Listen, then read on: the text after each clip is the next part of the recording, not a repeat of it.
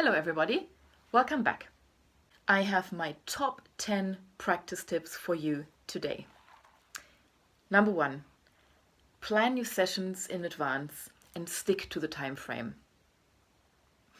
Now sometimes it is very useful to really get stuck in one thing, you're figuring something out and you really don't want to stop because you're really on a roll. And then of course, don't stick to the time frame. If you feel like you're making progress, then don't stop. However, the problem is, we musicians, we tend to be perfectionists, and it sometimes feels like nothing we produce is ever really good enough.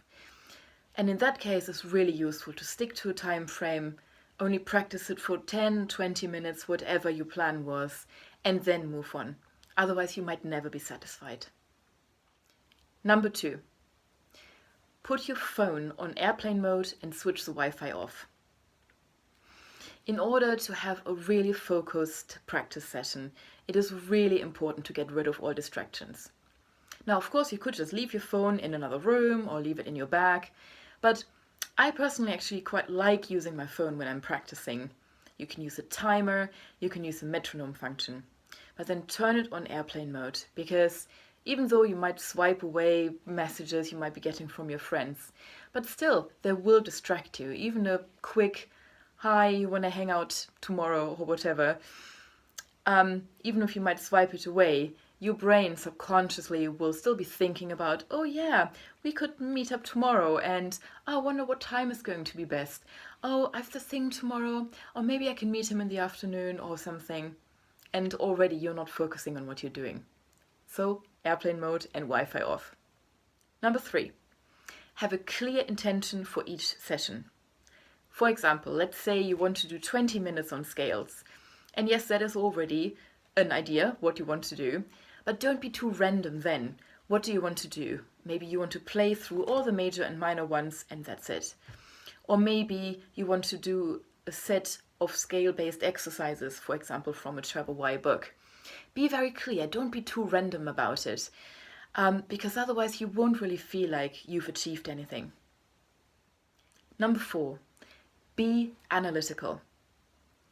If something doesn't work, try to figure out exactly what's happening. Don't beat yourself up about it. I think we've all fallen into this trap of just saying, oh, I'm just not good enough, I just can't play this. That is not true. There will be something that's happening. For example, you're practicing a scale and you always stumble over that one bit.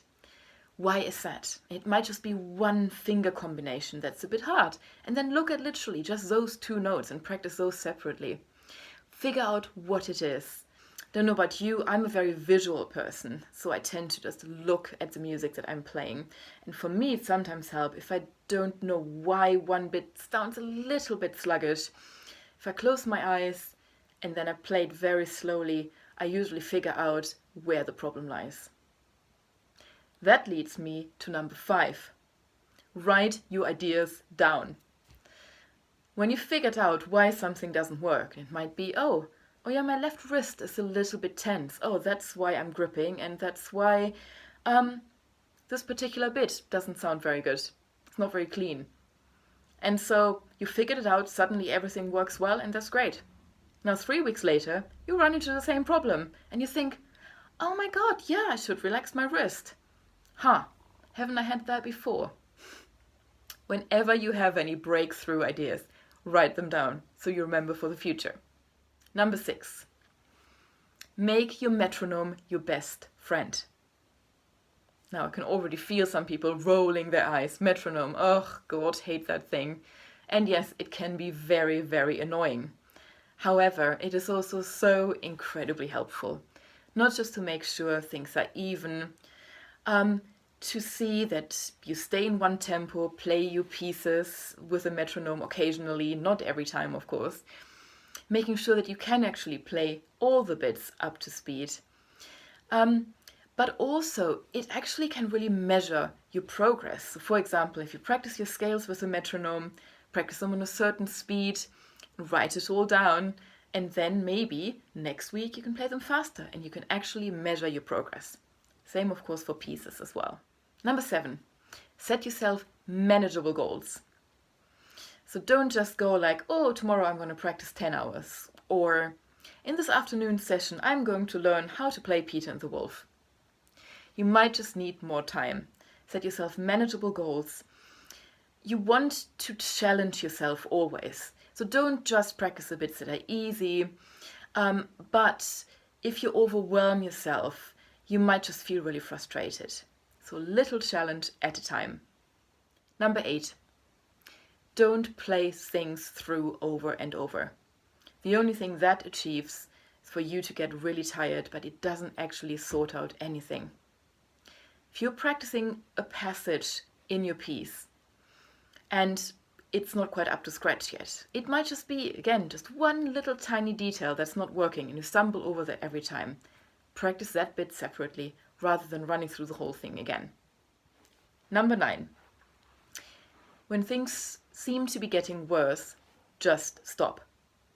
Because if you get into this vicious circle of playing something which doesn't work and you repeat it over and over and it just gets worse, you'll just feel angry, frustrated, and there's no chance you'll find a solution if you're so focused on the problem. Take a breath, open the window, do a few stretches, go for a walk, or just leave it for today and start again tomorrow. And last but not least, number 10, compound interest. In the first lockdown last year, I came across a book called Atomic Habits by James Clear, which I found fascinating and I can highly recommend to everyone. It's all about habits and how we can make sure that we get better in certain areas of our life. Many, many interesting ideas in there. And the one thing that really stuck with me is the idea of compound interest. Getting 1% better every day. Now, sometimes when we're trying to learn something new, it feels like we're not really getting better, and then a lot of the time we give up. Or if we do stick with it for long enough, then suddenly we can do it, and then it'll feel like overnight success. But no, that's not it. Every time you practice a certain thing, it gets a little bit better. You might not notice, especially if it's just 1%, but it is there, and eventually you will be able to do it, and it might feel like overnight success. That's all for today. Have a great day and see you in the next video.